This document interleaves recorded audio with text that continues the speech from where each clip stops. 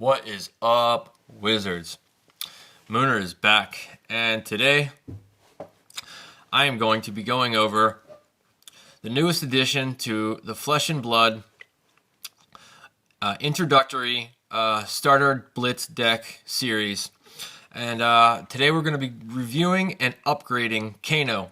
So, Flesh and Blood just released about 2 weeks ago in the United States, in North America, I should say, the History Pack Volume 1 starter Blitz decks for 6 of the original 8 heroes from Welcome to Wrath and Arcane Rising. And lucky us, Kano was one of those 6. So, Kano is an amazingly complex and flavorful hero. He is the first wizard that was introduced in Flesh and Blood. He is one of my favorite heroes in the game. And I figured I would give you my review of this. We'll go over the deck and we'll upgrade it.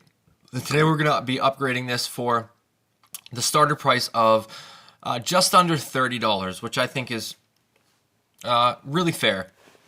And I'll talk about how you guys can fully optimize the deck a little bit later after that.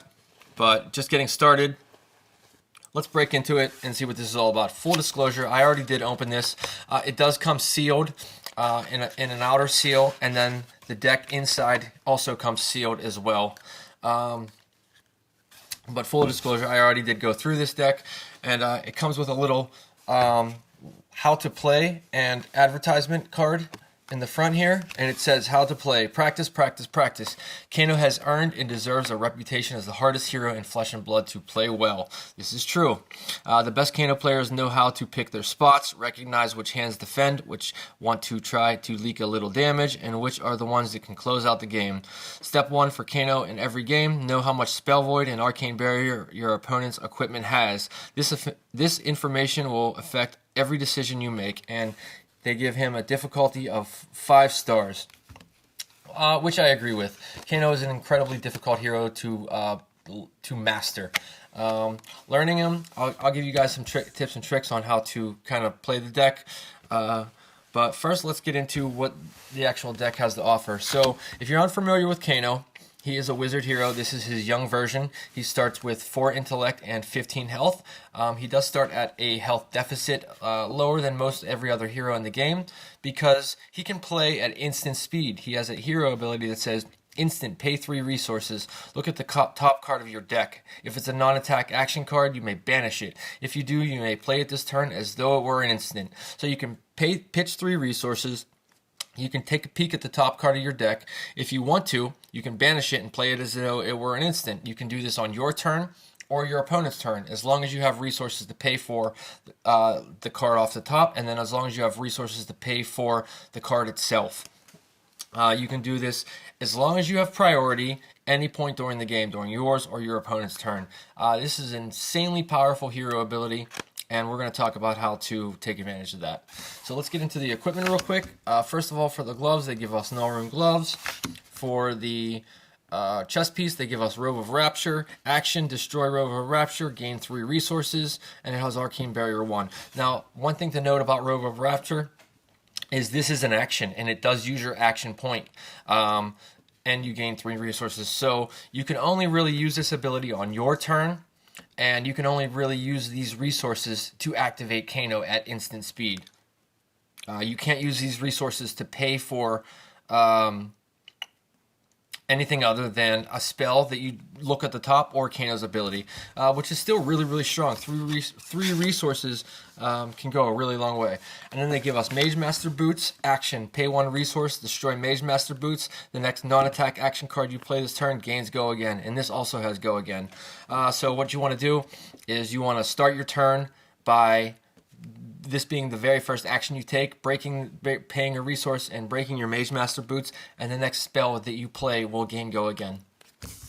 Because none of the spells that we have access to in this deck, and there's only 1 spell in the game that can gain Go Again, but none of these wizard non-attack actions actually have gain Go Again, so you're only limited to playing 1 spell per turn and playing off the top of your deck. And then for the headpiece, we have Talismanic Lens. instant Destroy Talismanic Lens, and Opt 2. Opting is one of the strongest effects that a wizard can take advantage of. Being able to look at the top card of your deck and manipulate it by either putting those cards on the top or bottom of your deck in any order is very, very, very strong. Knowing what's on top of your deck, what you're going to hit off the top of a Kano, as we like to call it, or Kano's ability, is very, very strong. And just knowing what you're going to draw into in your next hand is very, very strong as well. Talismanic Lens is a very great card that sees even play in some of the most highest of competitive Kano decks. And then lastly, we have Crucible of Aetherweave, which is his primary weapon that we're going to be using, and it comes in this deck. And this says, once per turn instant, pay 1 resource. The next card you play this turn with an arcane damage effect instead deals that much damage plus 1. So this is a really great way to boost your spells up with arcane damage to really hit those nice breakpoints and make them more difficult for your opponent to deal with if they present you with their arcane. Let's say they present with Arcane Barrier 3 and you're boosting your spell from 5 to 6. It's very, very, very strong, making it harder for your opponent to deal with the arcane damage that we are going to be throwing at them. So let's get into the reds, the yellows, and the blues of this deck. So they have included with us 3 copies of Zap, just a 3/4/0 arcane spell, 2 copies of Timekeeper's Whim. This is a 3/5, and this is kind of a spell that wants to combat the fatigue matchups a little bit. If Timekeeper's Whim is played during an opponent's turn, put it on the bottom of its owner's deck. So pretty cool. Then we have 2 copies of Voltic Bolt. This is a 2/5, two resources for 5 arcane damage. This is just one of the most strongest and efficient spells that he has access to. You can boost it up with Crucible of Aetherweave for the pitching of 1 blue, and it's coming in for 6. Very difficult for your opponent to deal with. Nobody runs AB6, it's just impossible. And then we have 2 copies of Aether Flare. Deal 3 arcane damage to target opposing hero. The next card you play this turn with an arcane damage effect instead deals that much damage plus X, where X is the damage dealt by Aether Flare. Really, really great. Then we have 2 copies of Reverberate. Deal 3 arcane damage to target opposing hero. If Reverberate deals damage, you may banish a wizard non-attack action card from your hand with resource cost less or equal to the damage dealt by Reverberate. If you do, you may play it this turn as though it were an instant. Really cool spell to be able to string a couple spells together. And then we have 2 copies of Scalding Rain. Deal 4 arcane damage to target hero. This costs 1 resource, so it's kind of in line with it's kind of Voltic Bolt's little brother. And then we have 2 copies of Aether Spindle. This is a 2/4. Deal 4 arcane damage to target opposing hero, and then you get to Opt X, where X is the damage dealt by Aether Spindle. Now, I mentioned how important opting is before with Talismanic Lens. Aether Spindle is a really, really great spell. You boost this up with your Crucible. It's coming in for 5. Your opponent only blocks 2 or 3 of it, and then you get to Opt 2. It's or more. It's really great. Opting is really, really strong, really powerful. And then we're going to get into the yellows here. And the yellows are kind of where I'm the least satisfied with this deck. So we have 2 copies of Zap, 2 copies of Yellow Scalding Rain, and 2 copies of Yellow Voltic Bolt. Alright, and then we get into the blues. We have, let's see, 2 copies of Blue Reverberate, 2 copies of Blue Aether Flare, 2 copies of Blue Timekeeper's Whim, 2 copies of Blue Zap, 2 copies of Blue Scalding Rain, 2 copies of Blue Voltic Bolt, and then we have a new spell here. We have 2 copies of Emeritus Scalding in blue. Deal 2 arcane damage to target hero. If Emeritus Scalding is played during your opponent's turn, instead deal 4 arcane damage to them. So, at instant speed on your opponent's turn, this is the highest damage dealing blue spell in the game. 2 resources for 4 arcane damage on your opponent's turn is pretty strong. And then we have 2 copies of Whisper of the Oracle. This is a 0 cost, generic non-attack action. It blocks for 3, it has Go Again, and it lets you Opt 2. So we've already talked about how strong opting is and how important it is to a wizard strategy. So they've included 2 copies of Whispers of the Oracle. Then we have 2 copies of Blue Pry. Pry is an interesting spell. Target hero reveals a card from their hand. If Pry is played during an opponent's turn, instead they reveal all cards from their hand. You choose a card revealed this way. If you do, that hero puts it on the bottom of their deck and then draws a card. So it's kind of a little bit of disruption. You get to take a peek at what your opponent has in their hand. If you play it on their turn, you get to choose a card. Either way, you get to choose a card, and they put it on the bottom of their deck, and then they draw a card. So pretty interesting.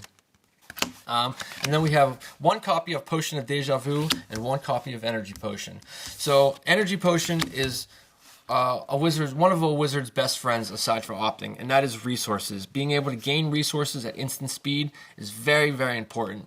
Kano's ability costs 3, which is kind of a lot, and most of his spells are also an additional resource cost. So being able to gain resources at instant speed is very, very important, and it's nice to see one copy of Energy Potion in there. But then I want to talk about Potion of Deja Vu. This is an amazing card, and I'm really glad that they included it in this list. Potion of Deja Vu is a generic action item, and it's almost like it was tailor-made for wizards.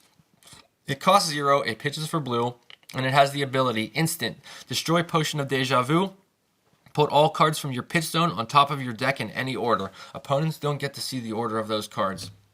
So, in a nutshell, what Potion of Deja Vu kind of does is, let's say that you have a Potion of Deja Vu in play, and let's say that you really want to get this Aether Spindle out of your hand and on the top of your deck to use Kano's ability. So what you can do is you can pitch a blue to activate Kano, and then you can pitch Aether Spindle and another blue to activate Kano again, so that you get Aether Spindle out of your hand. Or you can just underpitch and make sure that you get Aether Spindle into your pitch zone. And let's say this is the top of your deck right here. So this is your pitch zone, and you have activated Kano's ability. Where did Kano go? So Kano's right here. So we have activated his ability twice. So we have 2 Kanos on the stack. Bop, bop. Kano's been activated 2 times. So before Kano resolves, you can hold priority, and you can break your Potion of Deja Vu there. And then you can put these cards back on top of your deck in any order. So we're going to put Aether Spindle and Energy Potion back on top of the deck, just like that. All right? And then Kano 1 resolves, and we banish Aether Spindle. And then Kano 2 resolves, and we're going to banish Energy Potion. So we can play the Energy Potion at instant speed, and then we can break Energy Potion to get 2 resources. All right? And then we're going to use those resources to play Aether Spindle. So that's just one of the ways that Potion of Deja Vu can really, really be utilized and manipulated at instant speed for wizard shenanigans. It's really, really strong, and it's one of the coolest cards in the game, for one of the coolest items, I should say. This is a potion that came out of Everfest that everybody was like, what the heck is this? But Kano can just manipulate and use Potion of Deja Vu like nobody else. So now that we've gone over every card in the deck and what it comes with, let's get into upgrading this. So first thing I want to upgrade is I want to upgrade the yellows. Let's just get these yellows out of here. These yellows are under efficient. They don't pitch very well. They don't attack for that much damage. And as far as I'm concerned, there's way better yellows in the game if we are going to be including any yellows at all. And I have picked out 3 yellows, which I'm going to replace with them. And in no particular order, we're going to talk about Sonic Boom. We're going to put in 2 copies of Sonic Boom. Sonic Boom is a Majestic from Arcane Rising. And like I said, all of these upgrades total, including not including the last thing we're going to talk about, which is a piece of equipment, but all of these upgrades total are going to be just under $30. And that is, I've taken all these prices at their lowest print, at their cheapest printings on TCG Player Low. So currently Sonic Boom is going for about $2 on TCG Player, so 2 copies of that. You know, with shipping and tax, we're looking at about $4.50 to $5. Anyways, Sonic Boom is a Majestic from Arcane Rising, and it costs 2, and it pitches for yellow, and it says deal 3 arcane damage to target opposing hero. If Sonic Boom deals damage, look at the top card of your deck. If it's a wizard non-attack action card, you may banish it. If you do, you may play it this turn as though it were an instant, and it costs X resource points less to play, where X is the damage dealt by Sonic Boom. Now that's a mouthful, and I understand, but let's just say that this is the top of your deck right here, and you attack your opponent with a Sonic Boom, and you boosted it up with your Crucible of Aetherweave right here. So you've pitched a blue to do so, and this is now coming in for 4 arcane damage, and your opponent only has Arcane Barrier 2, so they block 2 of that. So guess what you get to do? You get to look at the top card of your deck, and look at that. It's an Aether Spindle, and it costs 2. So this is dealt 2 damage to your opponent. So now you can play Aether Spindle at a cost reduction for free, just like that, at instant speed. Pretty powerful. Sonic Boom is one of my favorite spells in the game. One of my favorite spells that Kano has access to, so we're going to easily slam dunk include two copies of that. And next, going down the line, we're going to include 2 copies of Lesson in Lava. This is a super rare from Arcane Rising, and it costs 1 resource. And it's a Kano specialization. And it says, deal 3 arcane damage to target opposing hero. If Lessons in Lava deals damage, you may search your deck for a wizard card with cost equal to or less than the damage dealt by Lessons in Lava. Reveal it, shuffle your deck, and then put it on top of your deck. So, Lessons in Lava deals damage, and let's say your opponent takes 2 of that damage. Well, then you can search out your deck for a Sonic Boom. You can put this on top of your deck. You can activate Kano, and then you can play Sonic Boom at instant speed. And then hopefully Sonic Boom will resolve and also do some shenanigans so that you can look at the top card of your deck. Let's say it's another Aether Spindle, and then voila. You can see how this can get out of hand real quick, and can just be so much for your opponent to deal with. So, slam dunk, 2 copies of Lessons in Lava, one of Kano's best spells. And then for the last yellow, we are going to include 2 copies of Tome of Fendal. It's a Majestic from Welcome to Wrath, and it's a generic action, and it's one of the few spells or cards in the game that blocks for 2, so that is something to be mindful of. But it costs 1, and it says, draw 2 cards. If Tome of Fendal is played from Arsenal, gain 1 resource for each card in your hand. So there's 2 reasons that we're going to put Tome of Fendal in there. And 1, because if it's played from Arsenal, you get to draw some cards and gain some life.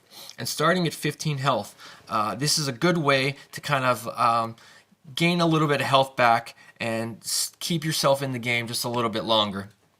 So you draw it, you pitch a card to draw it, and you have 2 cards left in hand, so you draw 2, you gain 4 life, voila. And then you have 2 cards in your hand, which hopefully you can use as resources to activate your Kano ability and banish cards off the top of your deck and play them.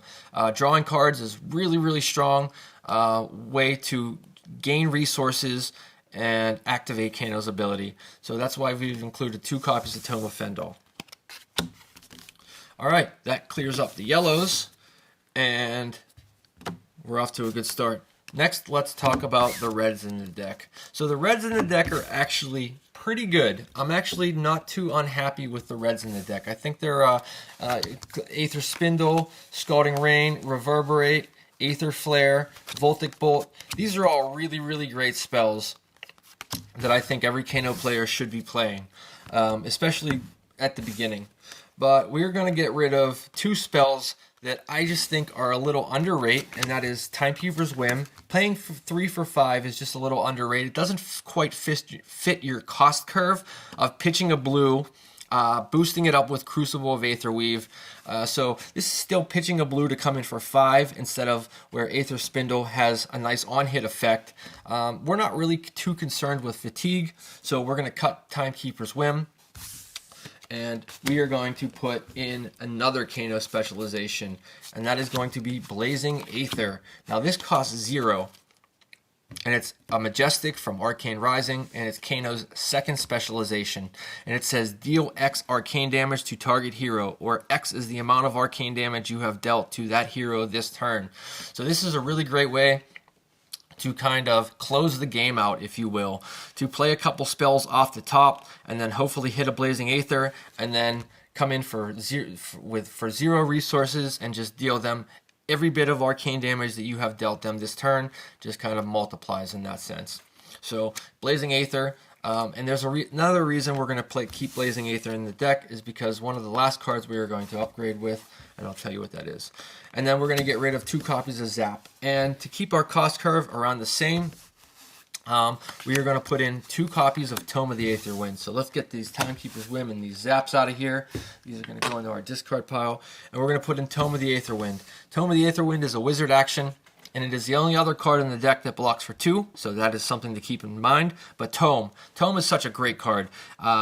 This costs 0, and it says choose 2. You may choose the same mode more than once. The next card you play this turn with an effect that deals arcane damage instead deals that much damage +1, or draw a card. So you can either draw a card and boost your next spell up by 1, or you can boost your next spell up by 1 twice, or you can draw a card twice. So very, very, very flexible card. A great way to either draw cards for resources to pitch to Kano, or to just boost that last spell up to get it over the top to get your opponent right in the kill range. Tome of the Aether Wind is really, really strong. It also lets you block out your entire hand and keep a tome in, and then draw 2 more cards on your turn in order to activate Kano and try to just get a little bit of damage in that way. It's just a really kind of like good way to like bail yourself out of tricky situations, or it's a good way to just boost that last spell up by 2 damage and really get it over the top. So that is going to conclude the reds and our upgrades for that. So let's talk about the blues. So the first card I want to talk about is going to be Pry. We are going to get rid of Pry. We're going to get rid of both copies of Pry. There's really no reason I can see why this card needs to be in the deck. We're not trying to disrupt our opponent all that much, and they do get to draw another card off the Pry ability. So we're going to cut 2 copies of Pry. And in its place, we are going to put just a little bit more damage, and that is in the form of Aether Dart. This is a 0 cost, deal 1 arcane damage to any target. Now this is an important card because of all the spells in the game, or in the deck, I apologize, this is the only one that deals damage to any target. All of these spells, up until this point, only deal damage, as you will see, to target opposing hero, or target hero. And why is dealing damage to any target important? Because let's say you come across somebody who is playing allies, like Dromai. Let's say you're playing a Dromai and she's attacking you with dragons. Being able to kill those dragons, especially at instant speed, like Kyloria, he only has 2 health. So being able to boost this up with your Crucible of Aetherweave and deal 2 damage to Kyloria is really important. So it is kind of important to have at least 1 spell in the deck that can deal with allies, because allies can be a tricky thing to deal with, especially in the Blitz format. So we've included 2 copies of Aether Dart in there for that. And the last spell we're going to put in is one of my favorite spells in the game, and that is going to be Gaze the Ages. So what are we going to take out for Gaze the Ages? We are going to take out Whispers of the Oracle. Now, on the surface, they might seem like they almost do the same thing. Opt 2, and Gaze the Ages is a spell that costs 0, pitches for blue, blocks for 3, and opts 2. But where does Gaze the Ages differ from Whisper of the Oracle? Gaze the Ages has some additional text, and it is a Majestic from Crucible of War. And it says, if you have played another wizard non-attack action card this turn, put Gaze the Ages into your hand as it resolves. So why is that important? That's really important because Gaze the Ages lets you opt and sculpt the top of your deck, obviously, and then it comes back into your hand as long as you've played another wizard non-attack action card. And Gaze the Ages can let you come back into your hand to either use it again, or pitch for resources, or block with, or do anything like that. Gaze the Ages is just so flexible. The reason when it comes back to your hand can be used for anything. It can be used for its ability again, it can be used to block with, or it can be used to pitch for resources. And that is just really, really strong. And its flexibility is one of the reasons why I wanted to include it in the deck. And its flexibility and power is one of the reasons it's one of my favorite cards in the game. There are so many just tricky things that you can do with as cards resolve, and learning how resolution works on spells and things like that is part of the fun of learning how to play Kano.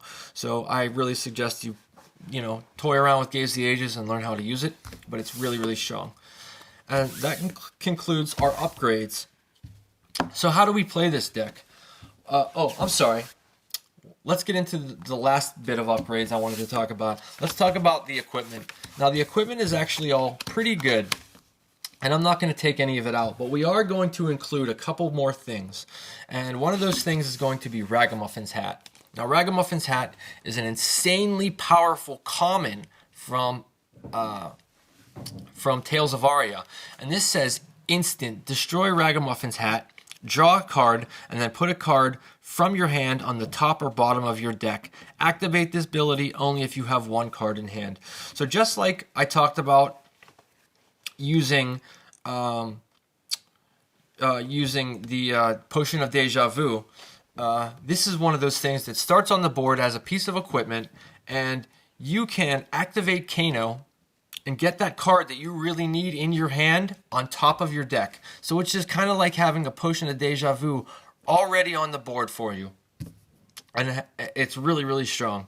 And this is one of those cards that the way a Kano player uses Ragamuffin's Hat tells me exactly how good they are as a Kano player, and it's something that you should definitely include in your deck. And the second to last card that we are going to upgrade with our $30 upgrade is going to be Metacarpus Node. Metacarpus Node is a Majestic from Crucible of War, and the white border version of this card costs right around $10, so it's going to be our final upgrade for that $30 upgrade range. And it says, whenever you play a card with an effect that deals arcane damage, you may pay 1. Now, this is a triggered ability, and you don't have to pay it. It's a may, but it does trigger every single time you play a spell. If you do, that effect deals that much damage plus 1, and at the beginning of the end phase, destroy Metacarpus Node. So as any savvy Kano player will tell you, Metacarpus Node is ridiculously strong, and it is a very, very good way to turn a blue in your hand into 3 additional damage across 3 spells. So as long as you have the resources to pay for it, you can boost this Voltic Bolt up to 6. You can boost this Aether Spindle that you've just played off the top up to 5. And if you boosted it with Crucible of Aetherweave, then it's coming in for 6. And then it's just... Metacarpus Node is a really great way to just get that extra damage over the top and get your opponent really in the kill range. It also comes with Arcane Barrier 1. But this is going to be the last piece of equipment we use to upgrade. And the final piece of upgrade is once you learn how to play Kano, and once you realize that, yes, this is the hero for me, this is the hero that I really love to play. The final piece of equipment that we're going to talk about is Storm Striders. Now, this is not part of the $30 upgrade package, but this is the final piece of upgrade. And the white border version, the History Pack 1 white border versions of this card are running right now at their lowest for about under $90. Now that Iyslander has Living Legend and Out of Blitz, and Iyslander and Kano aren't really top of the meta in CC, Storm Striders has kind of hit its low, and if you do plan on investing into Kano, now might be a great time to pick this up. But Storm Striders is a legendary from Arcane Rising, and it is arguably one of the strongest pieces of equipment in the game. And it's one that any Wizard player that is serious about playing with Wizard needs to own. And it has the ability that says instant, pay 1 resource, destroy Storm Striders. You may play your next Wizard non-attack action card this turn as though it were an instant. And it comes built in with Arcane Barrier 2. So, why is Storm Strider so powerful, and why should you have it? Because any spell that you have either in your arsenal or in your hand can be played at instant speed from either your hand or arsenal at any point during the game, during your opponent's turn or your opponent's turn, as long as you have a priority window at instant speed. So you just break your Storm Striders and you get to play that Blazing Aether that is sitting in your arsenal for 4 turns that you have been waiting to just deal your opponent so much damage or you get to play that Voltic Bolt from Arsenal on your opponent's turn, or from your hand on your opponent's turn, or you can play it on your turn. But in that case, you might as well be playing Mage Master Boots. But you can play any spell from your hand or your arsenal at any point during the game. So effectively, it is giving you another turn during your opponent's turn. It is giving you a second turn. So what you want to do is you want to wait till your opponent has overextended and you have them in that like nice 10 to 12 life kill range, and you want to play a couple spells off the top, and then you want to break your boots and you want to play that Voltic Bolt or that Swell Tidings or that I'm sorry, we're not running Swell Tidings, or that Aether Spindle from your arsenal. It's just one of the most powerful pieces of equipment in the game, and if you are serious about upgrading your wizard deck, I would highly suggest opting into Storm Striders now. Alright guys, so how do we play this deck? So what does this deck want to do? So, for the sake of not shuffling this all together, let's say that we have Kano and we have our weapon right here. Well, you want to block a little bit, and let's just shuffle this up a little bit here. You want to block a little bit on your turn, on your opponent's turn, and you want to kind of tempo them out and play a couple spells on your turn. So let's draw 4 cards and see what we draw up into here. So yeah, we've drawn into a Timekeeper's Whim, a Zap, and a Reverberate. So let's say that your opponent is presenting you with some damage that you need to block a little bit. So let's just block with this Zap, and we'll block 3 damage, and we're going to keep these cards in our hand for our turn here. So that'll go to the graveyard, and then it comes to our turn, and we are left with 3 cards, 2 blues and a red. So we can either pitch this Timekeeper's Whim to activate our Crucible of Aetherweave to boost our next spell up by 1, and then that leaves us with 2 resources floating. Sorry, I don't have a dice to represent that, but we get to play this Reverberate, and it's going to come in for 4. And if it does any damage, which our opponent is only running Arcane Barrier 2, so they block 2 of this damage and 2 leaks through. So Reverberate triggers and lets us play this Zap, which costs 0, but doesn't matter because we still have a resource left floating anyways, from our hand, dealing our opponent an additional 1 arcane damage. That's one particular line. Or another line might be, this is our turn, and we want to activate Kano, and we want to see what's on the top of our deck. So we're going to pitch this Timekeeper's Whim to activate Kano, and we're going to banish this Scalding Rain, and it's going to come in for 2 arcane damage as long as we pay a resource.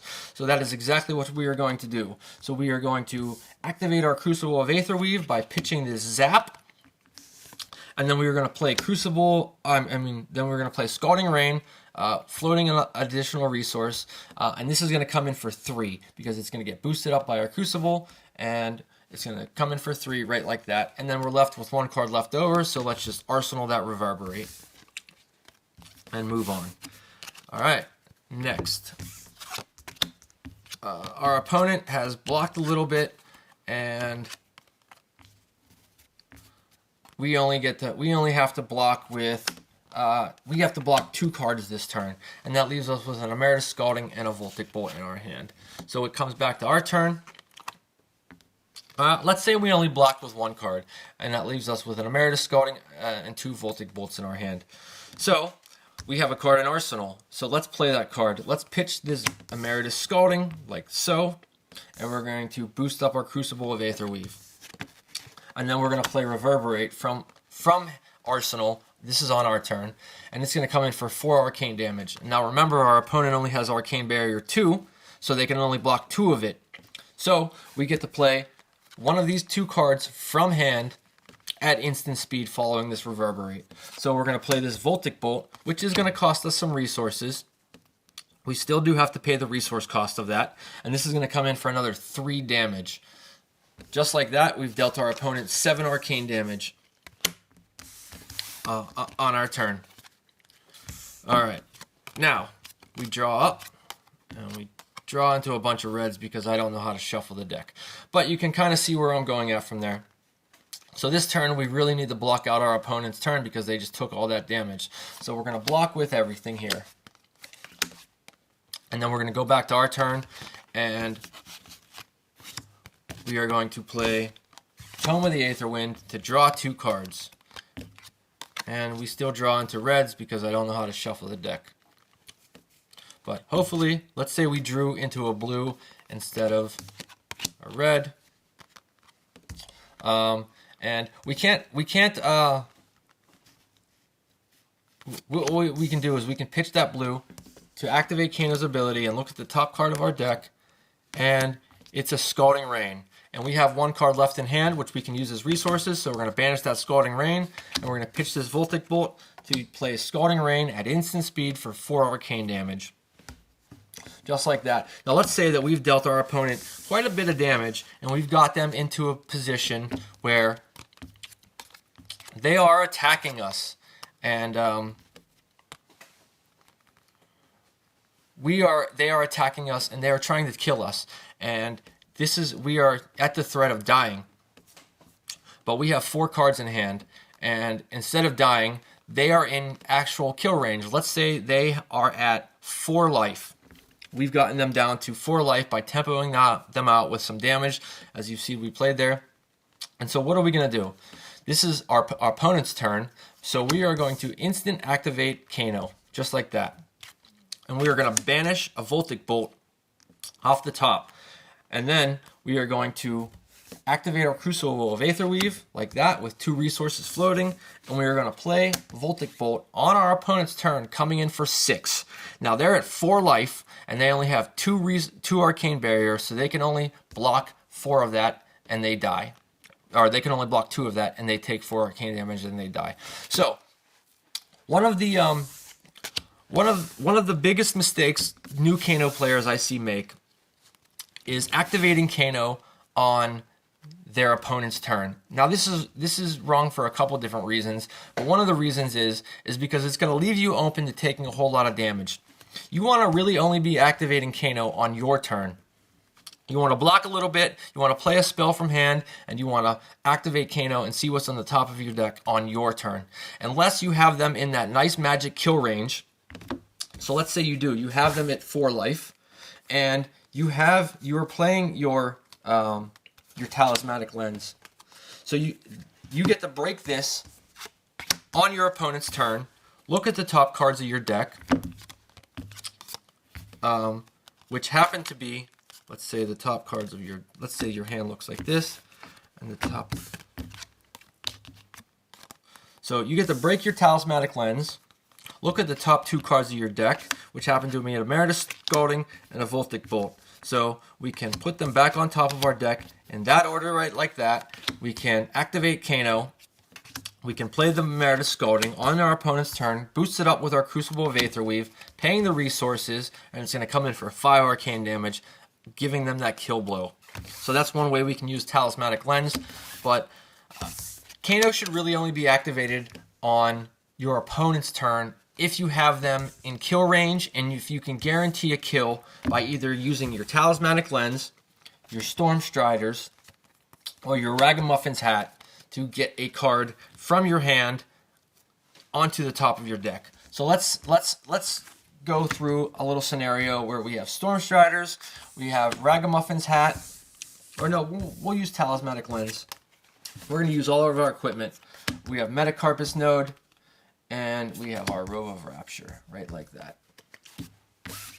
So, it is now, your opponent is in lethal range, and we have an Aether Flare, and this is going to be in Arsenal.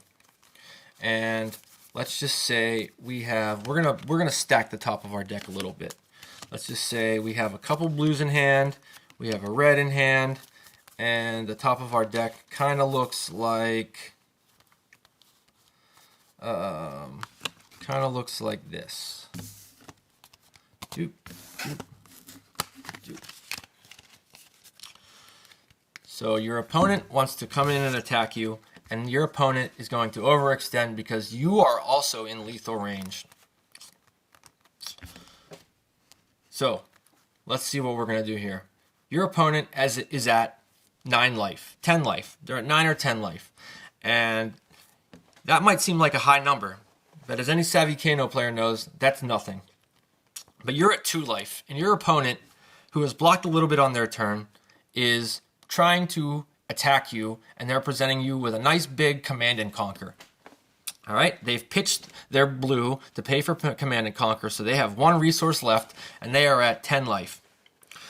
And you're at 2 life. So you can either block this Command and Conquer and live, or you can attempt to kill your opponent. So how can we do that? Well, first, what we're going to do is we're going to break our Talismanic Lens at instant speed, and we're going to look at the top 2 cards of our deck. And they just happen to be a Sonic Boom and a Scalding Rain. So we are going to leave those right on top. We know what the top of our deck is. All right? And then we're going to break our Storm Striders by paying a resource there. We're going to pitch Gauge the Ages and pay a resource to break our Storm Striders. And then we have 2 resources left floating. So we're going to use one of those resources to activate Crucible of Aetherweave. We have 1 resource left floating, and we have, now that we've broken our Storm Striders, we have the ability to play any card at instant speed, either from our hand or from our arsenal. And we're going to choose our arsenal. We're going to use this last resource floating to play Aether Flare. And now this is going to come in for 4 arcane damage. Right? Now, as this triggers, Metacarpus, as this is on the stack, Metacarpus node is going to go onto the stack there, and it's going to ask you, do you want to pay a resource to boost this up by 1 arcane damage? And you know what? We're going to. So we're going to pitch this blue to boost this up. So now this is going to come in for 5 arcane damage, right? And we have 2 resources left floating. But Aether Flare, which is going to come in for 5, and your opponent is at 10 life and they have 1 resource floating. Let's say they have another card in hand and it just happens to be a red. Let's just say it happens to be a red. So they pitch that last card and they block 2 of this. So now they're taking 3 arcane damage. So then we already know what the top of our deck is going to be. So we're going to activate Kano by pitching this. Oops, we need another resource, don't we? And we're going to banish this Sonic Boom. Well, we are kind of shit out of luck because we don't have that extra resource. This red needed to be a blue, so let's let's pretend that's a blue. And then we are going to banish Sonic Boom. And then we are going to pay for Sonic Boom, just like this. And Sonic Boom is now going to come in for 3, plus the 3 damage that Aether Flare dealt, so that's now going to come in for 6. And then Sonic Boom is going to hit, obviously, so we get to banish the top card of our deck, which is going to be a Scalding Rain, and play this Scalding Rain for free, which is going to come in for 4. And Metacarpus node does trigger for every time, and we have 1 resource floating, so we're going to boost this up with one of these 2 spells with Metacarpus node. Let's say that it triggers on Sonic Boom, and we pay the last resource to play that. So, granted, we did have a handful of blues, but we were able to deal a total of 6, plus an additional 6 there off Sonic Boom, so that's 9. And plus boosted up with Metacarpus node, that's 10. Coming in for another 4 off Scalding Rain, so that's 14. All with using our Storm Striders, our Crucible of Aetherweave, and our Metacarpus node, and only activating Kano once. But we were able to do that because we saw with Talismanic Lens that we had what the top of our deck was. So that's one way to play Kano. But there are many, many, many ways to play Kano, and I hope you guys will explore them all and give this insanely incredible, awesome, flavorful hero a try for yourselves. All right, Wizards, I hope that was cohesive enough that you guys kind of got something out of that. Like, comment, subscribe, let me know how much of an idiot I am, and peace out, Wizards.